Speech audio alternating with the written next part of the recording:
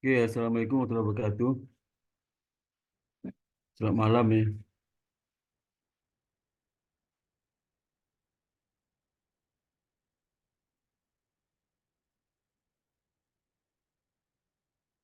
Jadi kita kuliah kita liquidity risk. Kemarin kuliah saya tetap kuliah ya, waktu kamu nggak datang saya tetap kuliah. Ini kuliah kelima ya. Baik, Pak.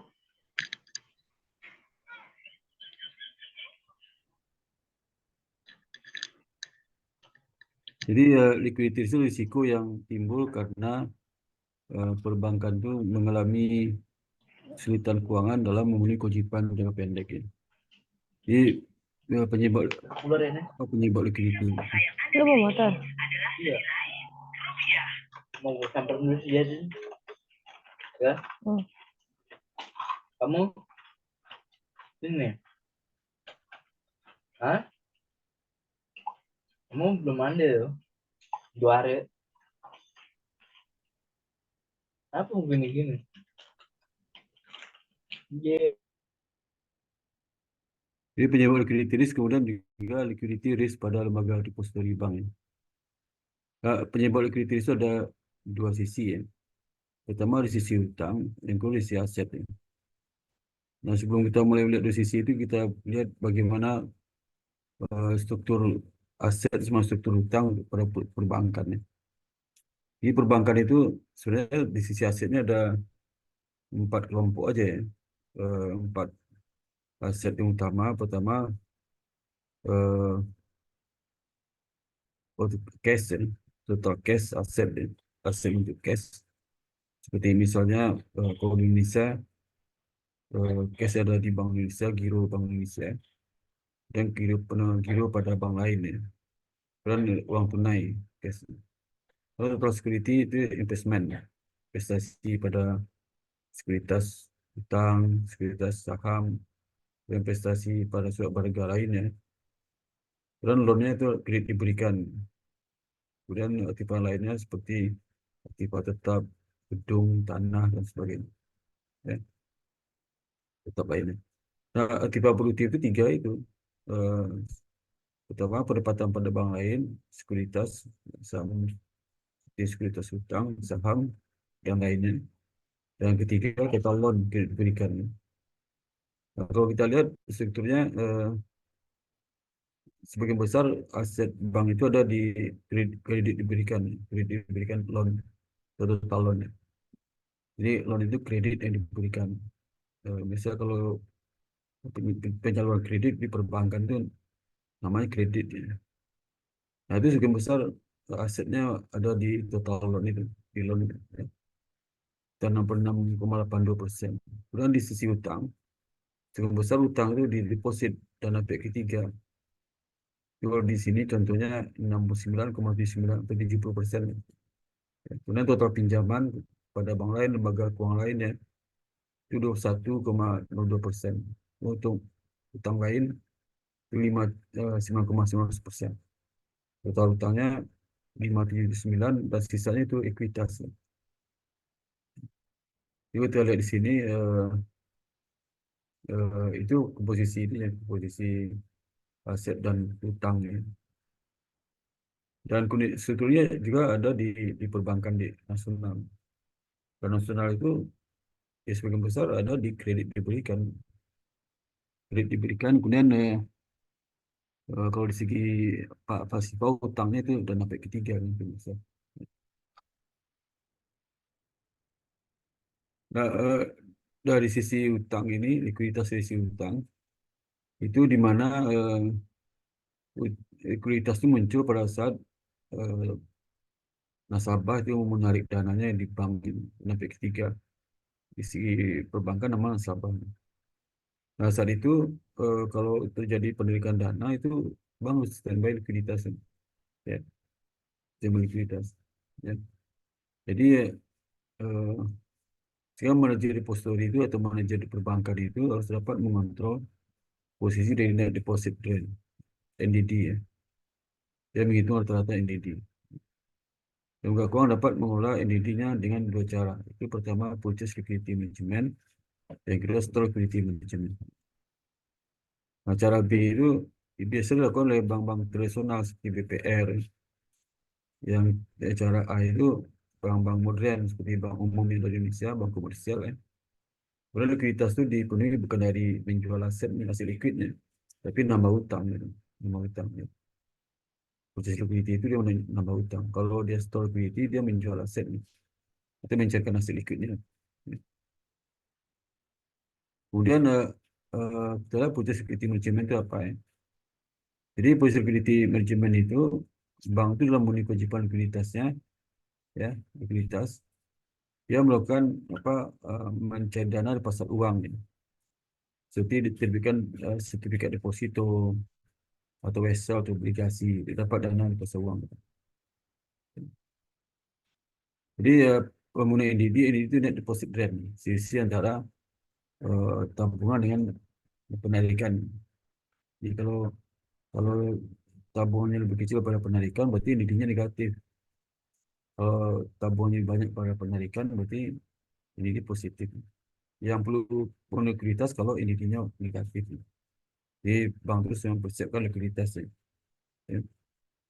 Jadi dengan mengenai NDD itu, NDD negatif itu kan banyak likuiditas. Ya. Nah, jadi dia harus melakukan strateginya dengan eh, mencairkan aset likuidnya. Di store liquidity management itu dia memenuhi likuiditas dari aset likuid lainnya. Hasil likuid lainnya apa? Hasil likuid di bank itu apa? Itu giro di bank sentral, kemudian juga apa? Giro pada bank lain, giro itu cash yang ada di tangan. Ya. Itu ada azan sebentar ya, ada azan. Ya, baik, Pak.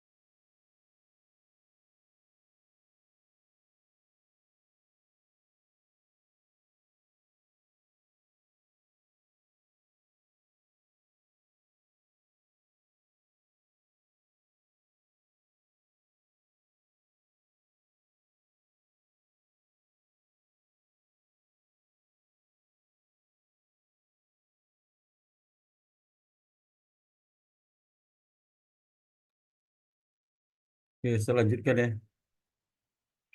Jadi, Baik, Pak. jadi bank-bank itu selalu berusaha menetapkan cash reserve minimum sebesar NDD-nya. Ya.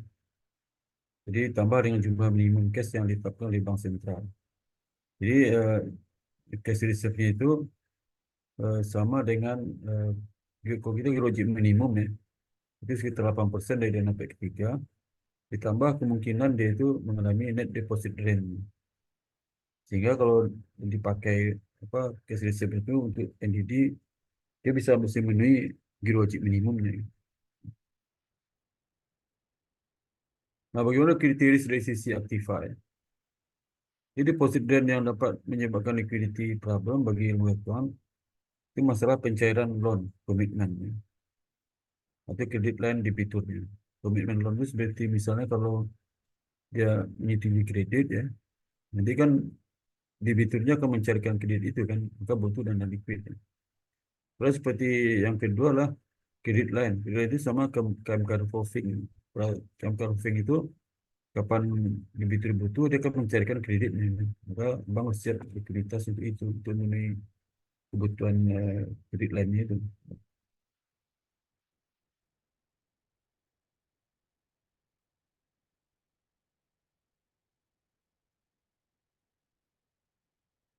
Kemudian bagaimana kita mengukur bank liquidity exposure ya? Pertama dengan cara membuat sumber dan penggunaan likuiditas. Jadi bank itu harus memperkirakan sumber kebutuhan likuiditas dari mana dia sumber digunakan untuk apa saja. Gitu. Sehingga dia bisa memperkirakan apakah dalam periode tertentu dia mengalami kekurangan likuiditas atau kelebihan likuiditas. Nah, kalau dia mengalami kelebihan, tentu saja nanti akan investasi di surat berharga jangka pendek kan. Kalau dia kekurangan, dia harus bikin strategi tadi itu apakah menggunakan store liquidity management atau purchase liquidity management. Yang kedua lah mengukur dengan peer group ratio comparison. Ada beberapa rasio kunci nanti yang mengindikasikan bahwasanya perbankan itu dalam kondisi ada masalah likuiditas atau kelebihan likuiditas. Yang saya dengan mengukur liquidity index nih, yang dia menggunakan financing gap dan financing treatment. Nah, ini 4 ukurannya yang bisa digunakan oleh bank untuk melihat apakah bank itu mengalami kesulitan likuiditas atau kelebihan likuiditas di periode yang ke depan dan masa datang setahun ke depan. Nah, kalau dia menggunakan ukuran sumber dan penggunaan likuiditas ya, maka nanti dia akan melihat berapa net liquidity statement yang berisikan daftar sumber dan penggunaan liquidity yang berisi liquidity bersih, net liquidity. Ya, sehingga dia nanti memperoleh dana liquid melalui 3 cara kan, menjual aktiva liquid seperti T-bill dengan price risk dan low transaction cost yang rendah. Yang kedua, meminjam dana dari pasar uang untuk memenuhi kebutuhan likuiditas. Yang tiga, menggunakan kelebihan saldo cash reserve di atas syarat minimum. Jadi kalau syarat minimum cashnya 8% itu bisa dapat 10 triliun, sedangkan dia memiliki saldo cash 12 triliun, berarti 2 triliun bisa digunakan untuk memenuhi kewajiban likuiditasnya secara pendek.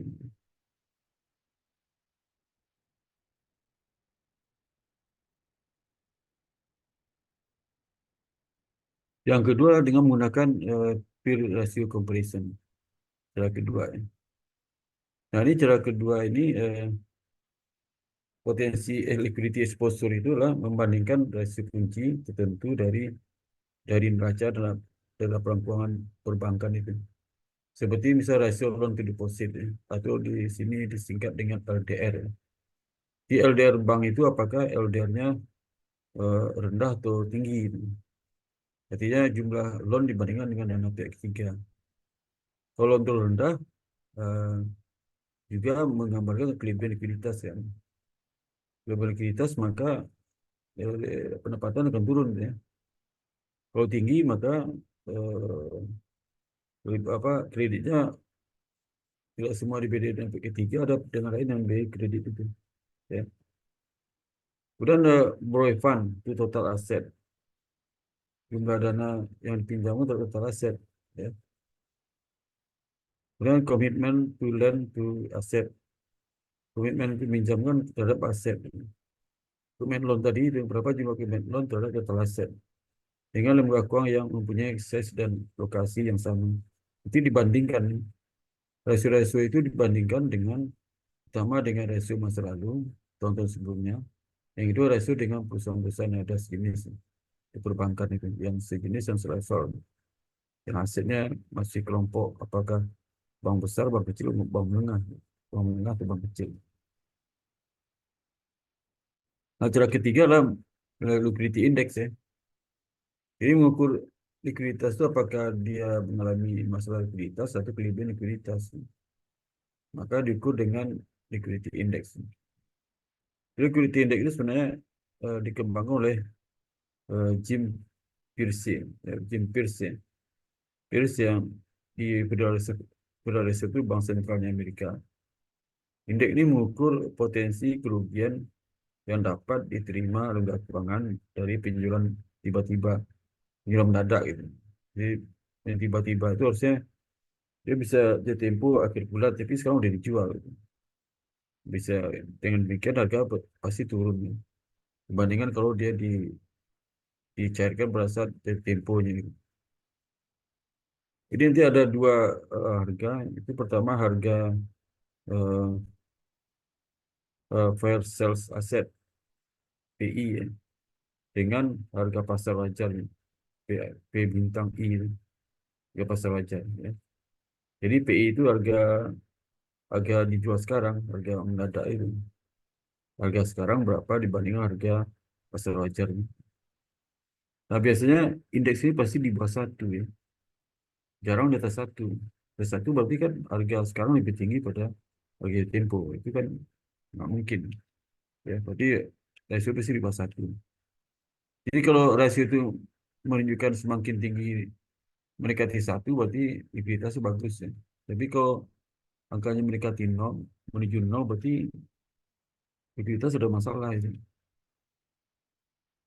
Ini misalnya perbankan itu mempunyai dua aktiva, 50% dalam bentuk T-bill 1 bulan dan 50% dalam real estate loan.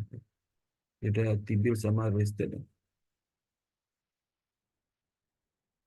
Jika dia harus melikuidasi T-bill-nya saat ini ya, dengan sekarang, maka dia akan mendapatkan dana sebesar $99 setiap $100 nominalnya. Jadi kalau udah punya 300 T-bill, kalau dijual sekarang berarti 3 kali 99 kan. Jadi 294 gitu, ya. Jika dapat menunggu alkualiti aset sampai di tempo maka dia akan menerima $100. Jadi itu PXN bintang 1. Kalau estate itu di likuidasi sekarang, dia akan jual sekarang, maka dia terima 85 per 100 nominalnya. Ya. Tapi jika dilikuidasi 1 bulan lagi, maka nerima 92. Ya. Jadi lebih tinggi. Tapi nggak sampai 100. Kalau 100 mungkin sampai tempo nih. 92. Ini lebih tinggi kan. Ya. Dengan demikian, liquidity index itu bisa dihitung 1 bulan ke portofolio inilah. Yang berikutnya.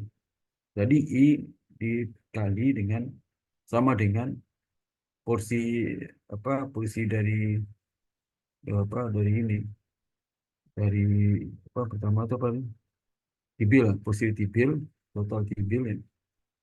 T-bill dibagi total asetnya itu yang liquid itu. No, bobotnya 0,5, separuh ke T-bill, separuh ke kredit perumahan ya, property loan ya, real estate loan. Nah dikali 99 per 100. Kenapa 99? Karena kalau dia dicairkan sekarang 99 bukan per 100. Tapi kalau nanti sesuai akhir bulan 100. Nah, untuk juga yang kedua lah real estate loan. Ini posisi setengah ya, posisi 0,5. Nah, kalau dia jual sekarang properti itu ada 0,85 per 100. Tapi kalau dijual akhir bulan 0,92 ya. Maka itu dapatnya. Jadi 0,5 kali 99 per 100 itu dapat 0,495. 0,5 kali 0,85 per 0,92 itu dapat 0,482. Sehingga indeks liquidity lah 0,957. Maksimal 1 ya. Nggak mungkin di atas 1. Ya. Atau di bawah 1, di atas 1 nggak mungkin. Jadi dapat 0,97. Nah, kalau diganti angkanya misalnya kalau likuidasi real estate sekarang itu 65, tadi berapa? Itu 85, ini 65 per 100. Maka indeksnya akan turun kan? Ini kan 65, itu 85, ini 65. Turun indeksnya di 0,848. Jadi kalau dijual lebih murah itu mengganggu likuiditas dari perbankan itu.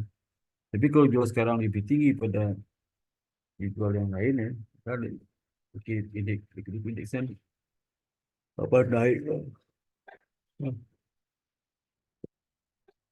Nah, yang keempat lah alat digunakan untuk mengukur likuiditas itu yang menggunakan financing gap, dan financing requirement. Ya, ini cara keempat. Ya. Jadi cara pertama, kedua, ketiga, ini keempat. Ya. Nah, cara keempat ini untuk mengukur equity index risiko postur adalah penentuan financing gap dari lembaga keuangan itu. Ini financing gap itu sama dengan rata-rata loan atau jumlah loan dikurang dengan rata-rata deposit. Ya. Deposit itu dan sampai ketiga. Financing gap. Ya.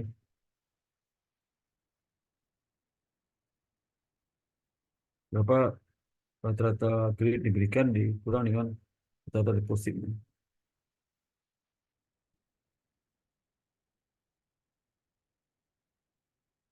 Jadi kalau misal rata-rata loannya 300 ya, dalam ketiganya 250, berarti kan kurang 50. Jadi ada 50. Ya. Nah, bersih 50 itu dipenuhi dari rumus kedua itu bagaimana memenuhinya. Kalau yang pertama kan berapa jadi financing gap? Karena rata-rata kreditnya lebih besar pada rata-rata sampai ketiga. Itu bagaimana mengatasi? Financing gap itu diatasi pertama dengan minus liquidity asset. Dia menjual, mencairkan aset liquidnya, mencairkan. Yang kedua minjam pasar uang.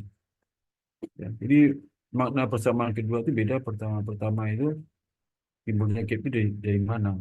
Karena data loannya lebih tinggi daripada data deposit. Kemudian gap. Lebih terima apa sumbernya apa dengan mengatasi? Yang pertama dengan menggunakan aset liquid dijual ya, pakai cash. Yang kedua cari pinjaman baru ya.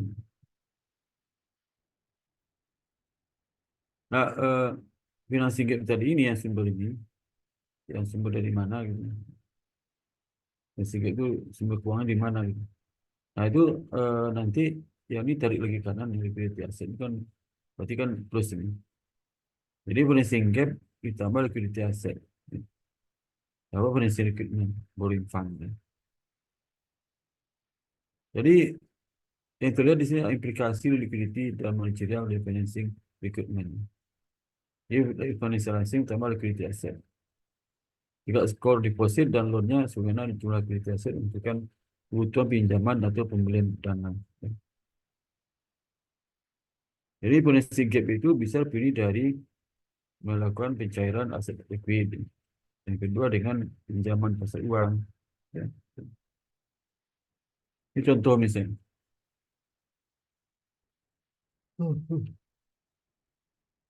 Misal tabel 2 itu ya. Tabel 2 itu menunjukkan indikasi hubungan antara financing gap, liquidity asset, dan borrowed fund financing recruitment.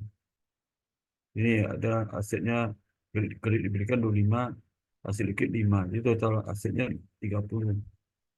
Pasifanya dana sampai ketiga 20, kebutuhan financing yang diperlukan 10. Total 30. Ya. Jadi financing gap 5 dapat berapa 5? Nah, 5 itu dari ini. Ya. Nah, ini financing gap. Ya, minus equity asset, equity asset kan berapa? Equity asset minus 5 ditambah dengan apa borrow fund pinjaman financial minus 10 ya. Gitu. 5 dikurang 10 dapat 5. Lalu singkir 5. Jadi potensi rekrutmen 10, potensi singkir tambah liquidity asetnya. Potensi singkir ini sudah ada sini. Ya. 10 ini, potensi singkir 10 ini. Ya. Jadi kalau potensi singkirnya makin tinggi, itu merupakan warning bahwa akan muncul problem likuiditas. Jadi potensi singkirnya jarak antara minus aset liquid ditambah dengan apa? Borrowing of fund yang pinjaman. Ya. Makin tinggi gapnya makin ada masalah dengan likuiditas. Ya. Jadi kalau bank itu tidak mengurangi liquid asetnya dalam rangka memenuhi financing gap-nya, maka manajer harus waktu lebih lama di pasar uang untuk melakukan pinjaman dana. Ini butuh waktu. Ini coba di pasar reksadana apa di pasar uang. Nah itu yang menyebabkan apa nasabahnya jadi apa jadi marah kan, mencairkan uang ditahan berapa hari karena dia belum dapat dana pasar uang.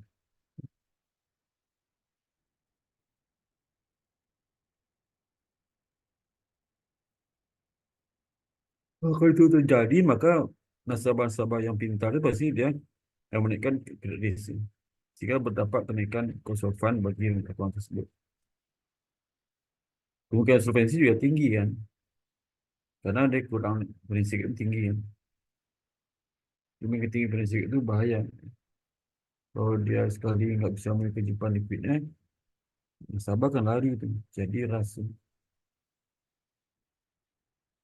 Nah, yang kelima lah alat untuk eh, menentukan likuiditas perbankan itu namanya maturity ladders atau scenario analysis.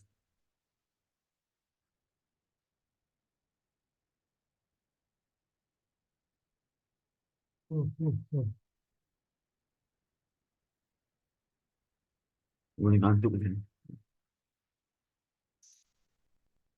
Jadi berikutnya pendekatan dari yang digunakan Basel International apa, Settlement, Bank for International Settlement, Bank for International Settlement BIS. Jadi memberikan guidance besar dari maturity ladder method. Dia suatu metode untuk melihat so besar kriteria akan dilakukan oleh bank itu pun. Jadi khususnya funding, financing requirement. Contohnya, dia kata maturity ladder itu, misalnya dia bikin arus cash flow itu 1 hari, 2 malam, dan 6 bulan. Ya.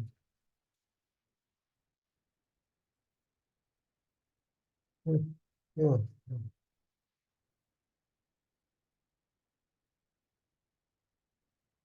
Aduh, udah mulai ngantuk sini.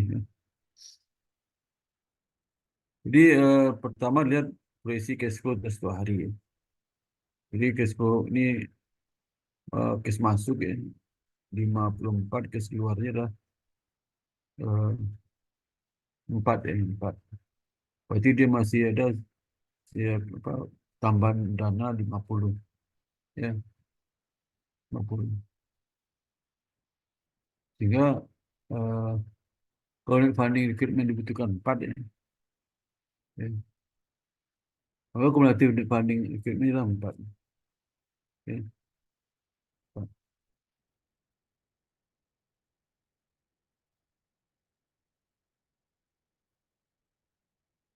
Kemudian kalau yang untuk 2 malam ya, 2 malam itu kebutuhan apa dana masuk di 50. Kemudian cash yang keluar 10. Masuk di 10 kurang 10. Ya. Sehingga 750 ini tambah 50 kan 800. Ya. 800 posisi cash outflow-nya kan. Jadi 800. Nah, daripada rekening berapa? 750 dikurang 800 dapat 50 ini ya. Oh, ini dapat 4 karena 54 dikurang 50. Kumulatif naik bandingnya lah 50 negatif tambah positif 4, jadi 46 negatif. Masih kurangan dana 46. Per 6 bulan masuknya dana 8650, keluarnya besar 7 apa 750 7.500 7.500 ya.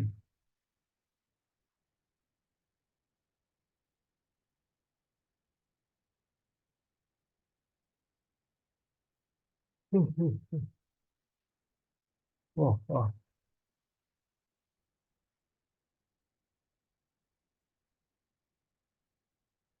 Jadi dalam material traders ini skenario analisis ya, ini material trader ini yang sesama tadi. Ya. Kira-kira waktu bagi manajemen likuiditas adalah jangka pendek, bukan jangka panjang. Ini kurang setahun.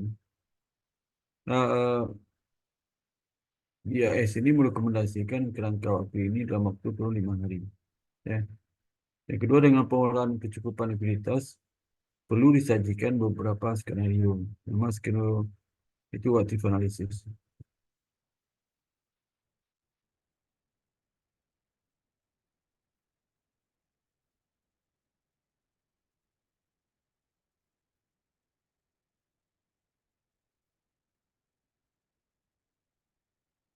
Jadi ada beberapa skenario yang dapat dilakukan oleh perbankan itu ya. Contoh kondisi likuiditas bank ini. Ya. Jadi kondisi skenario normal, yang kedua general market krisis ya. Tiga skenario kondisi spesifik krisis. Ya. Nah berikutnya alat digunakan untuk mengukur likuiditas itu perencanaan likuiditas. Namanya likuiditas ini dia lebih detail pada ini maturity ladder ini. Di perencanaan likuiditas merupakan komponen utama dalam mengukur likuiditas risk dan hubungan dengan cost. Jadi terkait dengan biaya perencanaan likuiditas dapat dilakukan optimal funding mix sehingga lower cost of fund dan meminimalkan kerugian dari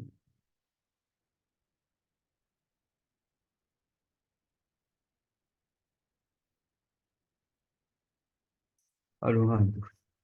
Sorry ya, itu ngantuk banget nih. Ya. Iya, nggak apa-apa, Pak. Jadi ya perencanaan likuiditas mempunyai beberapa komponen. Jadi proses dulu tuh di perbankan ini, jadi setiap minggu bikin perencanaan likuiditas ini. Ini nanti ketahuan berapa cash saldo cashnya terakhir apa negatif atau positif. Ya. Kalau negatif berarti kita sampaikan ke itu ke bagian tersebut untuk bisa memenuhi kebutuhan dana itu. Tapi kalau dia positif, berarti sampai juga ke disuri kelebihan sekian. Nggak sampai juga apa kan apa udah ada laporan di laporan bulanan kan. Jadi di situ itu itu otomatis mereka nanti kan ketahuan posisi bank A, mana bank B dan seterusnya.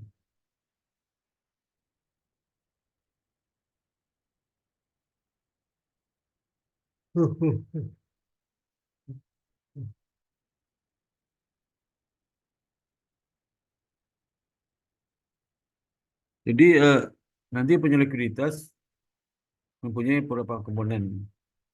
Masing-masing komponen seperti ini. Komponen pertama adalah the delineation of managerial detail and responsibilities. Dia bertanggungjawaban dibebankan kepada manajemen kunci apabila terjadi krisis likuiditas. Dan komponen kedua adalah daftar terinci tentang fund provider yang sering menarik dana dengan mempunyai pola penarikan tertentu. Ini biasanya dilihat mana dari nasabah itu yang apa yang transaksinya signifikan mempengaruhi risk cash. Yang ketiga adalah mengidentifikasikan ukuran size dari potensi deposit dan penarikan dana dalam berbagai rentang waktu masa datang. Nanti dikaitkan dengan alternatif sumber pendanaan di private market untuk memenuhi penarikan seperti emergency loan dari bank lainnya dan bank sentral.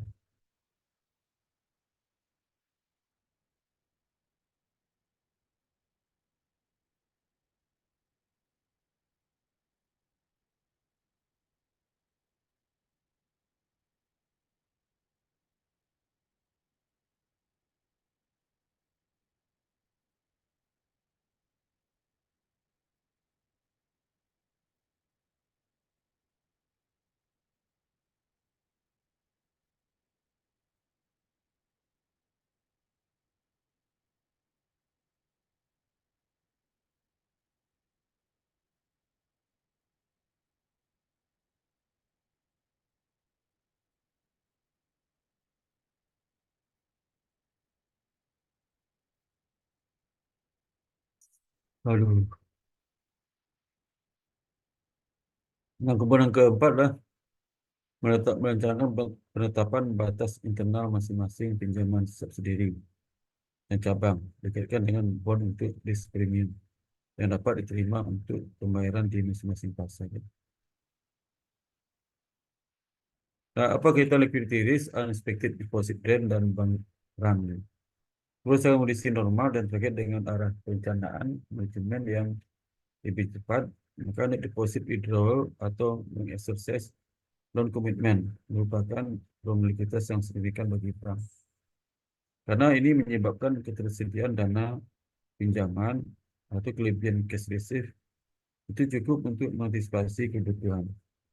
Contohnya misalnya peristiwa bulan Desember dan musim liburan. Ketika net deposit drain pada tinggi dalam musim Desember dan musim liburan, maka kan lebih banyak penaikan pada tabungan kan.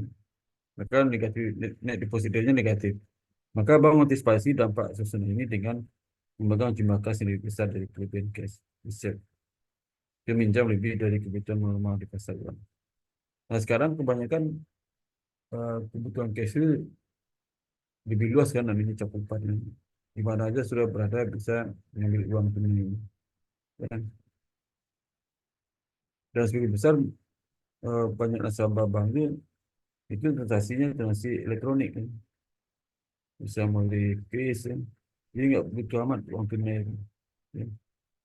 Harus cepat sana cepat habis. Jadi problem utama likuiditas dapat muncul jika jumlah apa posisi deposit dia dalam kondisi normal tinggi dan tidak dapat diprediksi. Dia normal deposit trend shock dapat terjadi di sebuah alasan. Jadi terjadi tiba-tiba eh, deposit ini negatif, ya. Maka dia akan segera menyediakan dana untuk memenuhi penarikan itu. Jadi abnormal deposit trend itu dapat terjadi dengan sejumlah alasan. Pertama, perhatian solvensi bank berhubungan dengan bank lain. Ya. Perhatian solvensi bank berhubungan dengan bank lain. Karena ada dampaknya. Kegagalan berhubungan dengan bank cenderung meningkatkan perhatian depositor mengenai solvensi bank lain. Ya. Di contagion efek ya, dampak penularan. Ini nular itu. Di bank A kesulitan likuiditas itu merebak ke bank lain juga kesulitan likuiditas. Karena kesulitan likuiditas bank A itu akan terjadi fenomena di mana nasabah akan narik uang banyak diikuti oleh bank lain yang nggak tahu apa-apa ikut juga dalam dampak.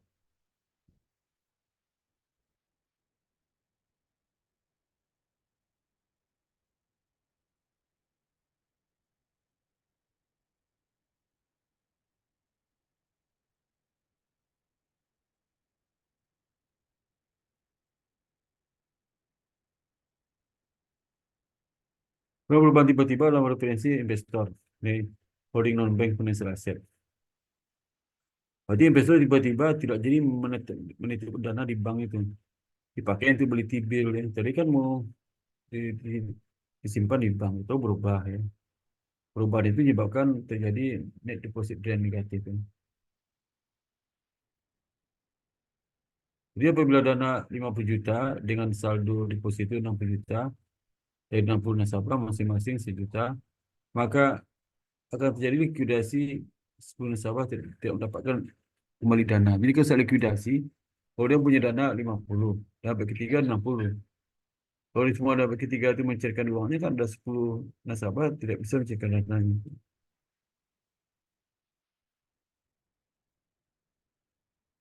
Lalu di sisi aset, adanya loan yang diberikan dalam kondisi tidak liquid yang digunakan untuk memenuhi klaim deposito dalam bentuk cash.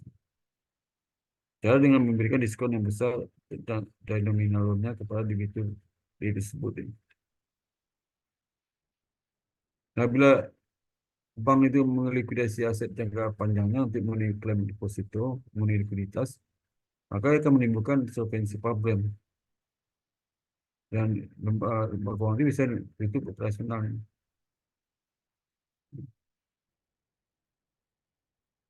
Ya, data itu terjadi karena kondisi di mana deposito mempertanyakan sistem perbankan. Saya terjadi bank panic sih, jelas di mana-mana.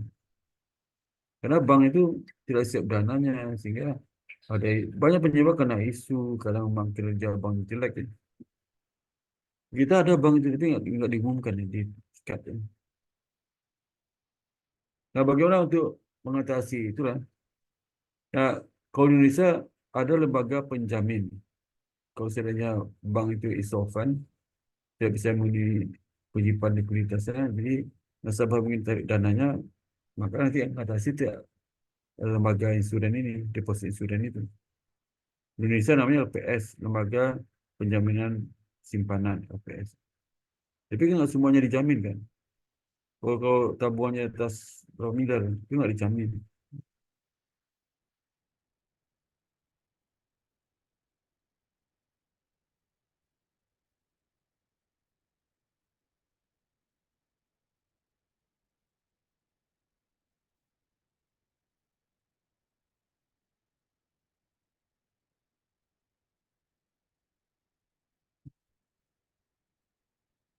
Nah, yang kedua dengan diskon window ya. Itu institusi dari bank insuran untuk mengatasi mekanisme kestabilan individu likuiditas di perbankan. Ya. Jadi diskon window itu diberikan dalam bentuk pinjaman oleh bank sentral. Jadi bank sentral menyuntik dana likuid kepada bank-bank komersial itu. Kalau tadi kan LPS-nya, ini bank sentralnya menyuntikkan dana. Nah, demikian saya sampaikan di sini. Ada pertanyaan si Agnes, pertanyaan nggak? Sejauh ini belum sih Pak, nanti saya coba review lagi Pak. Hmm. Oke, kalau nggak ada, itu absennya, istilah absennya itu udah apa, Sudah saya tanya sih Pak ke Mbak Wulan, katanya iya Agnes gitu, nanti dikonfirmasi. belum belum ada absennya, belum ada absennya belum. Nanti coba saya chat lagi ya Pak. Ya, coba Kemarin sih saya Mbak lihat. Wulan bilangnya begitu Pak. Itu saya cek ya, saya cek lagi di sini, apa di itu ya, Berasnya mana dek? Kok di kokop? kesehatan. Iya, pintar kamu itu. Pintar udahku. Pintar udahku ini. Maksudnya yang udah di iya.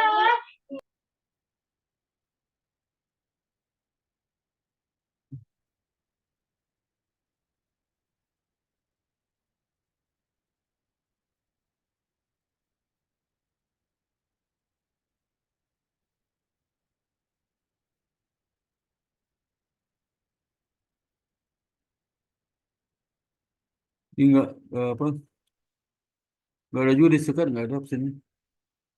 Oh, dibuat dari si apa si Wulan, ya, Iya baik Pak, nanti saya tanyakan Mbak Wulan lagi Pak. ya nggak ada tuh, nggak ada apa itu ya.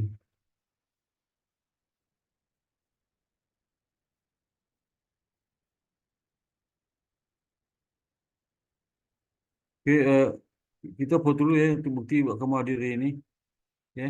Iya baik Pak. Saya, saya hitung ya, satu, satu, dua, tiga, ya. Sebentar saya masukin ke grup dulu ya. Baik Pak. Sebentar.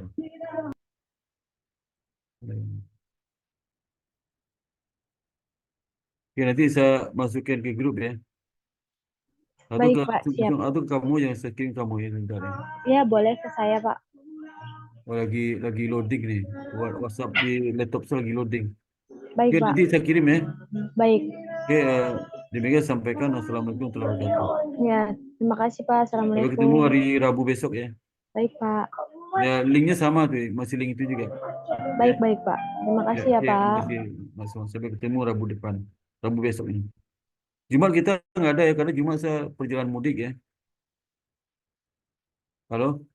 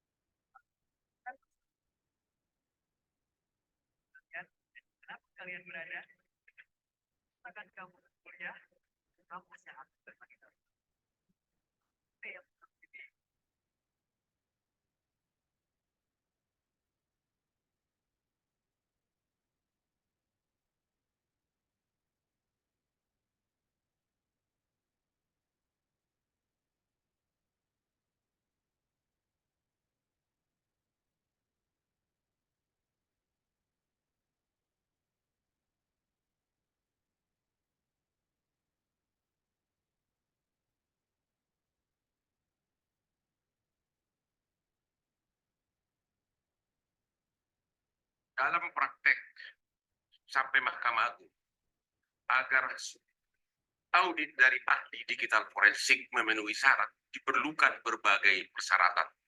Salah satu contoh kasus terbesar akhir-akhir ini adalah kasus narkoba Jenderal Teddy Minahasa, di mana saya sebagai salah satu kuasa hukumnya, pada waktu itu ada 2 ahli digital forensik. Salah satu pertanyaan pertama adalah, apakah saudara ahli punya sertifikat internasional sebagai ahli digital forensik? Itu pertanyaan pertama. Karena di pengadilan umum itu, kalau Anda tidak punya, Anda tidak diakui. Yang kedua, salah satu syarat mutlak agar digital forensik sah adalah account tersebut, aplikasi tersebut harus dikasih secara utuh kepada ahli, kemudian diaudit, kemudian ada istilahnya itu di-celebrate, isinya semua dibongkar. Itu mirip dengan audit kantor akuntan. Tidak mungkin kantor akuntan melakukan mengeluarkan neraca rugi laba tanpa diaudit semua dokumen dari perusahaan. Pertanyaan saya, apakah Anda pernah melakukan audit digital forensik di mana KPU, ya ini harus KPU menyerahkan kepada saudara si rekap tersebut untuk Anda audit? Pernah nggak dikasih? dan kemudian dibuat berita acaranya dan kemudian diselebrate hak isinya semua. Disitulah ketahuan kelemahan sistemnya dan sebagainya. Dan itu banyak parameternya. Pertanyaannya, apakah Anda itu hanya membuat kesimpulan dari publikasi-publikasi di media dan tuduhan-tuduhan saja, sepotong-sepotong, tanpa pernah melakukan celebrate atau digital forensik untuk isi dari si rekap tersebut? Terima kasih. Baik, dari hakim. Cukup, silakan Pak Yudi dijawab singkat-singkat saja. Terima kasih. Mungkin dari yang terakhir, celebrate itu nama apa untuk kepentingan mobile forensik. Jadi istilah di celebrate itu tidak tepat. Beberapa pertanyaan mungkin yang coba saya cermati. Pertama kepada penanya dari KPU.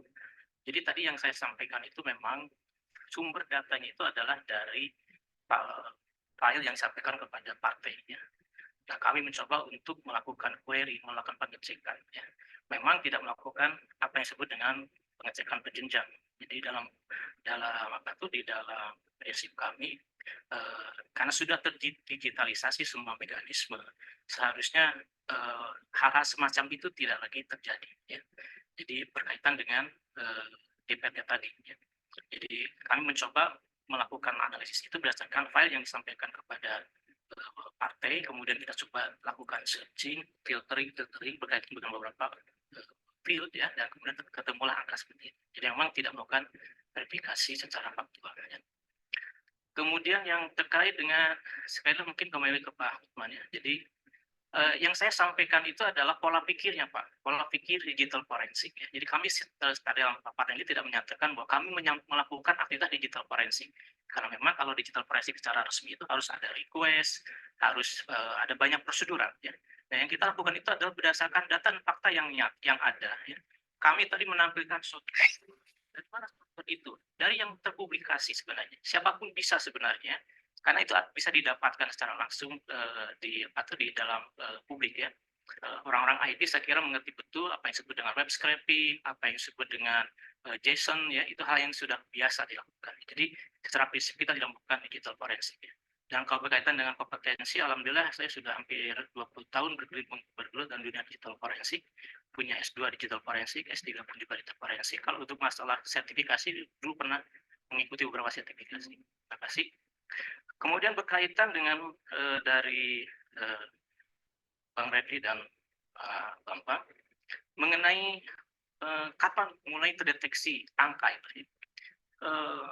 Kalau kita membuka satu situs, nama itu adalah web archive atau arsip internet itu, maka kita bisa melihat pada tanggal 14 Februari jam 18 itu ada saat pertama kali Sirekap itu muncul datanya.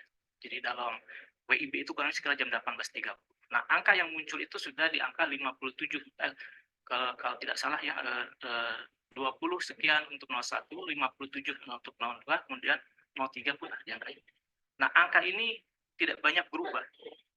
Bahkan ketika saya sampaikan, ketika ada pernyataan mengenai ada kesalahan terkait dengan 154.000 TPS, itu ternyata tidak berdampak. Ya. Logikanya ketika proses verifikasi, ketika data masuk ya, maka tentunya proses validasi itu akan bergerak dengan cepat, dinamis. Ya. Nah, dinamis itu tentunya akan juga berdampak kepada pergerakan angka. Dan saya kira itu pernah terjadi pada kalau ada publikasi-publikasi hasil itu selalu ada pergerakan angka ya. Nah, pergerakannya tidak terlihat seperti itu. Kemudian kenapa yang muncul di Sirekap dengan yang berjenjang ini sama? Justru itulah yang menjadi pertanyaan, kenapa ya? Jadi ketika ada permasalahan di Sirekap, kemudian dikonfirmasi dengan berjenjang, ternyata kok sama gitu ya. Nah itu justru yang harusnya nanti menjadi kewenangan dari majelis atau siapapun memerintahkan untuk kepentingan audit, untuk memeriksa betul kenapa begitu seperti ini. Terkait dengan hilangnya metadata hasil. Jadi memang dalam dunia image forensik khususnya, bahwa yang namanya metadata itu sesuatu yang krusial. Metadata itu akan memberikan identitas mengenai keaslian, originalitas suatu objek. Ya. Dan hal ini, kalau saya gambar diunggah, maka akan ada metadata. Itu akan cerita mengenai kapan, kemudian kualitasnya sebagainya. Nah, dalam kasus ini, kami melihat bahwa ada upaya untuk kemudian mendrop informasi metadata. Dengan hilangnya metadata, maka kemudian kita tidak bisa lagi memverifikasi. Kalau dari sisi aspek hukum forensik, ketika suatu data metadata sudah hilang, kita tidak bisa lagi mengatakan itu sebagai asli, ya, otentis. Ya, kenapa? Karena sudah hilang hal-hal yang menjadi alat ukur mengenai autentikasinya, originalitasnya. Gitu. Kemudian terkait dengan bahwa tahun berapa tadi ya, ada DPT yang terpublikasi ya, secara umum di publik ya. Mungkin sebenarnya dari satu sisi, apalagi dengan adanya undang-undang PDP, justru yang punya tanggung jawab untuk mengawal, menjaga data-data pribadi, termasuk nama, alamat, itu termasuk data pribadi, adalah mereka yang memegang data itu, pengelola datanya, ya seperti itu. Nah, seharusnya mereka yang memberikan klarifikasi. Jadi ketika tidak ada klarifikasi, tentunya itu menjadi suatu pertanyaan, kenapa tidak diklarifikasi. Gitu. Kemudian terkait dengan adanya beberapa ilustrasi mengenai perubahan fasilitas ataupun akses daripada mobile Sirekap, tadi disampaikan di dalam presentasi bahwa pada tahap awal itu staging. Ya. Staging itu ada sebuah istilah di dalam pengembangan aplikasi. Tahap untuk konfirmasi desain, konfirmasi segala sesuatunya. Dan saat itu tidak ada masalah. Waktu itu kita melihat saat staging ini satu akun KPPS itu satu device, ya, seperti itu. Tetapi ketika kemudian muncul versi berikutnya, ada beberapa versi update itu, khususnya pada versi 241 itu, kita coba lakukan lagi reverse engineering. Ya. Jadi kami sampaikan reverse engineering itu adalah sebuah proses untuk kita mencoba mengambil source code yang ada, kemudian kita melihat bagaimana cara kerjanya untuk kepentingan mempelajari prosesnya. Nah, kita menemukan ada beberapa code yang ternyata setelah kita coba terjemahkan kode itu bermakna memberikan fasilitas kepada satu KPPS untuk bisa juga login di beberapa device dan di beberapa wilayah gitu. Itu mungkin yang terjadi. Maksudnya gini, saya bisa tambahkan sedikit ada supaya ini klarifikasi. Maksudnya gini, kalau satu apps mobile itu setelah diserahkan oleh vendor kepada pemilik itu tidak ada masalah. Tapi beberapa hari sebelum pencoblosan menurut yang tadi dikemukakan itu ada masalah. Dan masalah itu memberikan akses pada orang selain pemilik itu untuk juga mengubah. Itu kan kecurangan ada di situ. Apakah pengubahan itu yang tidak diketahui dari source yang tadi itu bisa menyebabkan terjadinya perubahan yang mulia itu saya kira itu dia memberikan satu kesimpulan terhadap. Ini pertanyaan. Pak Bambang ya, Pak Bambang tidak menambahkan tapi menjelaskan pertanyaan sebelumnya. Pertanyaan sebelumnya. Sudah jelas, Pak Yudi sudah jelas. Ya. Jawab, Pak. Ya, penjelasan saya itu tadi bahwa ujung itu adalah potensi ataupun bisa menjadi sarana terfasilitasinya kecurangan. Ya, jadi adanya perubahan-perubahan itu menjadi sebuah sarana untuk terfasilitasinya suatu kecurangan seperti itu. Baik, bisa dipadatkan Pak yang belum dari KPU. Satu, ada mau izin majelis? Hotman Paris mau izin?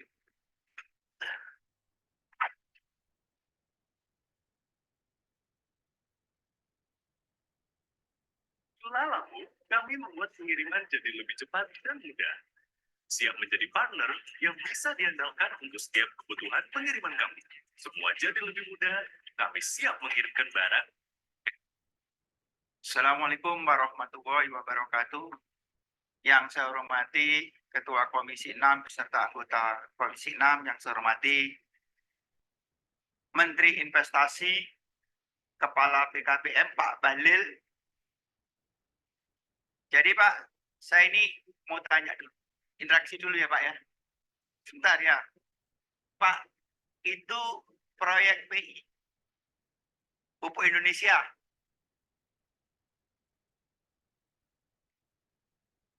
Itu kan mau membangun di Bintuni.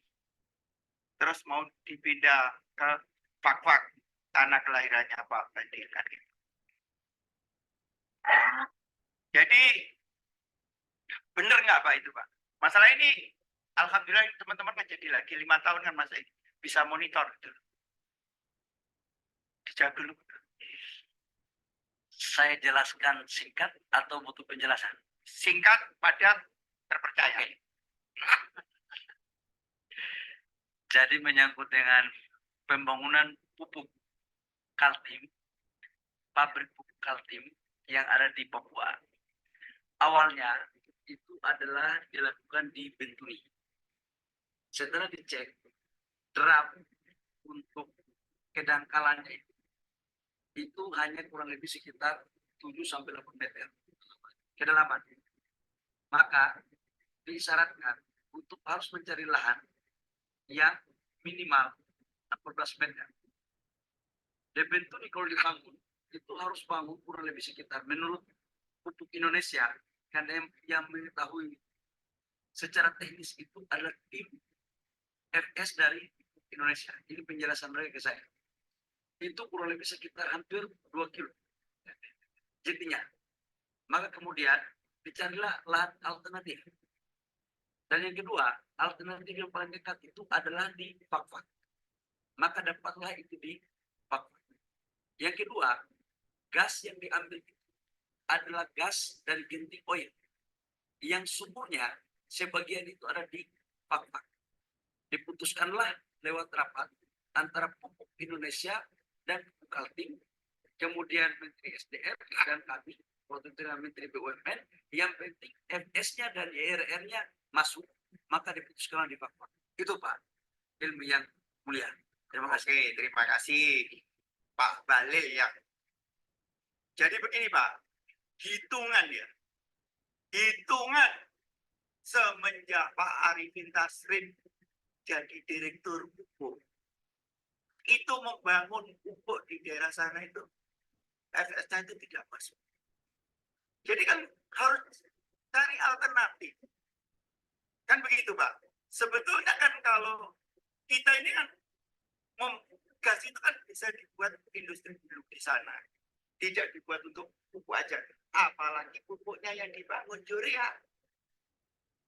Udah kelebihan kita. Yang harus dikejar itu kan NPK. Saat ini tuh. Jadi saya nanti PI juga akan saya tanyain. Saya tanya Bapak dulu. Apakah kalau ini ada kegagalan mau bertanggung jawab nggak? Karena jadi direktur BUMN itu enak Pak. Ada rugi nggak tanggung jawab. Kalau ada untung dapat nanti yang gaji masih tetap tinggi terus. Gitu loh. Jadi saya ini ngomong ini karena alhamdulillah saya masih terpilih lagi. Jadi 5 tahun saya bisa monitor kalau saya ditugaskan fraksi di sini gitu loh. Jadi jangan asal bangun. Itu kan bisa dibuat alternatif. Di sana itu gas bisa dibikin bensin. Kenapa investasi di sana kok nggak dibikin bensin aja? Kok pupuk yang urea yang kebutuhannya di sini udah tercukupi. Jadi pakai otak itu. Ini masalahnya pemerintahan ini kan ketahanan pangan, energi, ketahanan negara itu yang utama. Dan jadi di sana itu harusnya dibikin ketahanan energi. Masalahnya pupuknya ini udah tercukupi gitu loh Pak. Usulannya yang direct aja Pak. Jadi apa yang Bapak? Usulannya ya kalau dibangun pertanggungjawabannya ke Pak Balil sama Dirut PI ini ada nggak besok gitu. Itu aja Pak. Jadi dari saya dimasukkan aja. Gitu loh. Pertanyaannya itu aja. Jadi ini dari zaman Pak Arifin Tasrif sampai ganti 3 direksi, 4 direksi itu hitungannya tidak pernah masuk karena di situ gasnya cuma 17 tahun. Apalagi bikin pipa 80 km gitu. Ini harus dipegang gitu.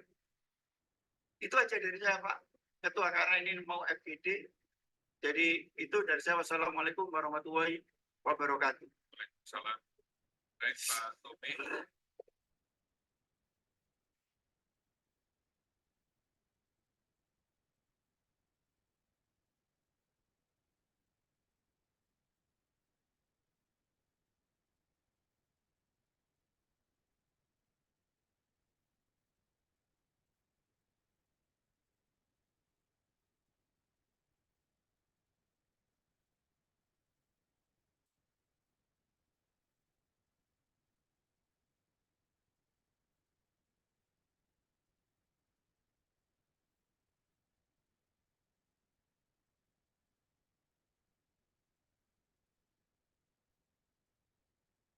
Saudara ahli,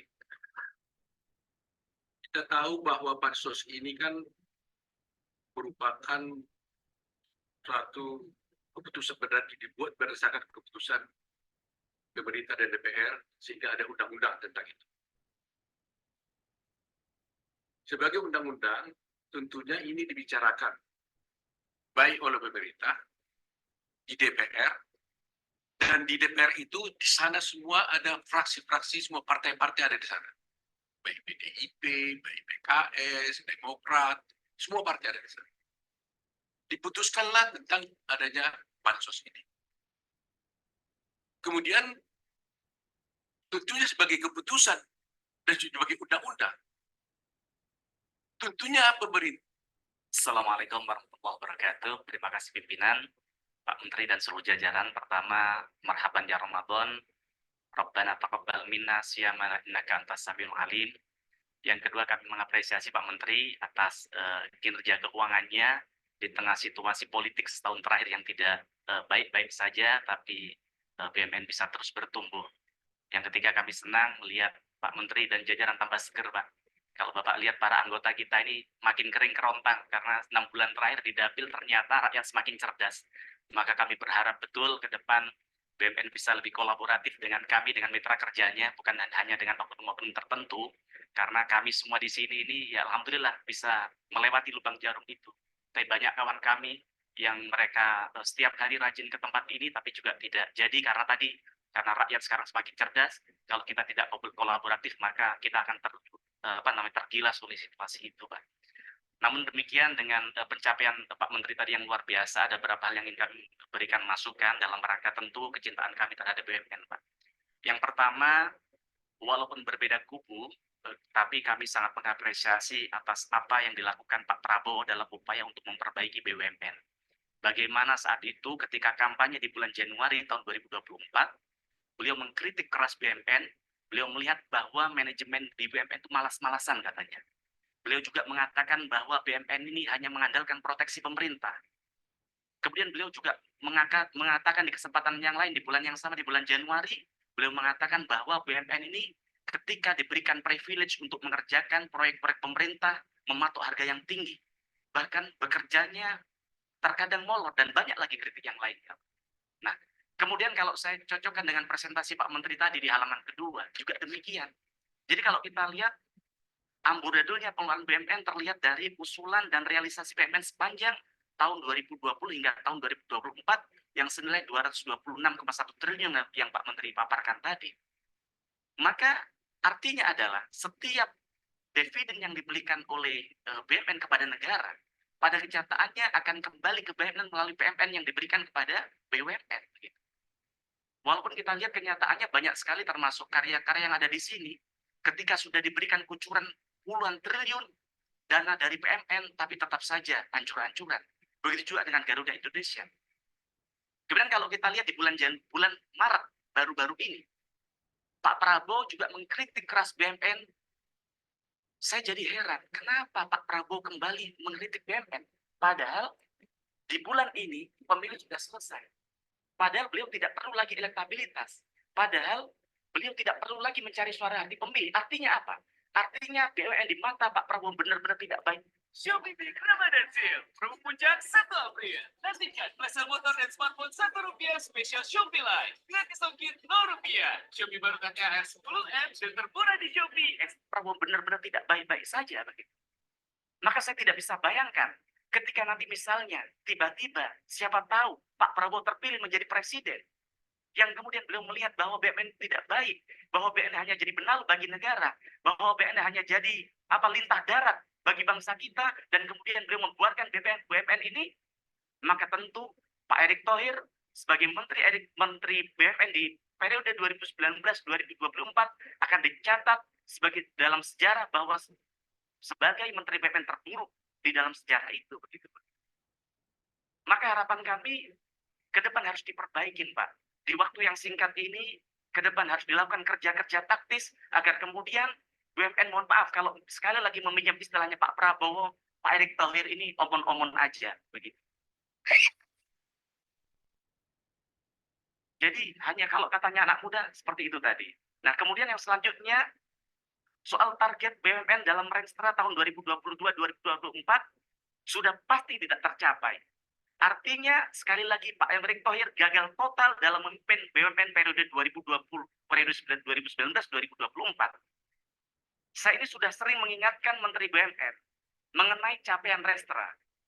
Sebenarnya cara sangat mudah untuk melihat kinerja BUMN adalah melihat capaian labanya. Kalau kita lihat di Renstra tahun 2020 hingga tahun 2024, yang di situ dipaparkan bahwa target kumulatif laba BUMN adalah 1.172 triliun. Mungkin Bapak lupa di halaman berapa, itu di halaman 65 Renstra. Nah, ada pun target kumulatif, kalau mau kita jabarkan tahun 2020 hingga tahun 2023, secara berturut-turut adalah 178 triliun, kemudian 199 triliun, 222 triliun, dan 248 triliun, yang kita total adalah 847 triliun. Sedangkan capaian laba, seperti yang dipaparkan oleh Pak Erick Thohir tadi, ketika kita pantau dari tahun 2020 hingga tahun 2023, secara berturut-turut hanya 13 triliun, kemudian 125 triliun, 309 triliun, dan kemudian seperti yang dipaparkan soal asumsi 2023, yaitu 292 triliun. Yang artinya totalnya hanya 739 triliun. Yang kalau kemudian kita cek gap-nya adalah ada 108 triliun yang tidak tercapai. Kemudian ditambah target laba tahun 2024 yang di dalam Renstra disebutkan yaitu 325 triliun, maka ditambah gap yang ada, totalnya saya hitung-hitung tadi adalah 433 triliun. Nah, maka kami tidak habis di akal pikir kami, hal ini akan tercapai di periode akhir Bapak. Karena apa? Kalau kita lihat, laba BUMN kontributor terbesar adalah dari Bank BUMN yang itu mencapai 44%. Yang itu saya pikir di periode di tahun 2024 ini paling mentok dari akumulasi perbankan BUMN hanya tercapai 160 triliun. Maka sekali lagi, hal yang Bapak lakukan selama ini, ya seperti yang disampaikan Pak Prabowo tadi, hanya sekedar omong-omong saja. Belum lagi kalau kita lihat di Renstra, target capaian yang lain yang tidak tercapai, yaitu soal ada 6 BUMN yang Bapak sampaikan di Renstra akan masuk dalam top perusahaan global pada tahun 2023. Dan ada 7 perusahaan BUMN yang akan masuk dalam top perusahaan global di tahun 2024, yang itu di tahun 2023 ini baru tercapai satu yang masuk Fortune 500 global, yaitu Pertamina. Maka harapan kami ke depan, hal ini perlu untuk kemudian dilakukan langkah-langkah taktis agar kemudian bisa mencapai target-target yang sudah Bapak paparkan di Renstra 2020-2024. Kemudian yang ketiga, soal Formula E. Formula E tahun 2024 tidak dilaksanakan karena kondisi politik yang tidak stabil. Tapi kalau kita lihat MotoGP tetap dilakukan walaupun tren penontonnya terus menurun. Artinya tidak dilakukan Formula E ini hanya soal konsistensi Pilpres saja begitu. Maka harapan kami Pak Menteri, Bapak tahu bahwa penyelenggara Formula E pengganti Jakarta adalah mana Pak Menteri? Yaitu Tokyo dan Shanghai. Maka harapan kami di tahun berikutnya, ini kan sudah kelihatan di Quick Count kalau menurut capres yang Pak Menteri dukung kan.